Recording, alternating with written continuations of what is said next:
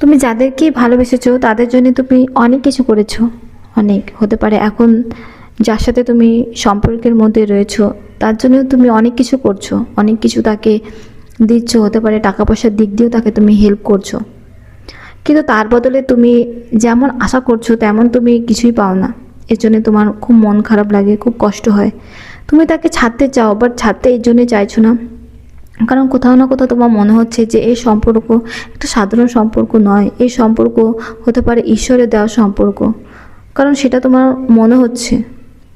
এর জন্য তুমি এই সম্পর্ক ছাড়তে পারছো না।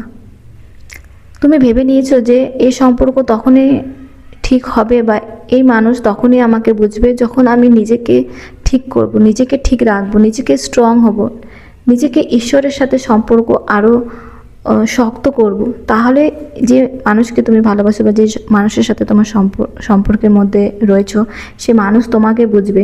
আর শুধু সে মানুষ নয়, তোমার জীবনে আর যা যা ইচ্ছে, যা যা আশা স্বপ্ন আছে, সমস্ত ইচ্ছে আশা স্বপ্ন পূরণ হবে তখনই যখন তুমি নিজেকে ঠিক রাখবে, যখন তুমি নিজেকে ঠিক করবে, যখন তুমি ঈশ্বরের সাথে সম্পর্ক আরও শক্ত করবে। তুমি সেটা বুঝে গেছো, তার জন্যে তুমি নিজেকে আরও অনেক বেশি তৈরি করছো, তুমি নিজেকে ঠিক রাখছো যাতে তোমার সেই স্বপ্ন ইচ্ছেগুলো পূরণ হয়।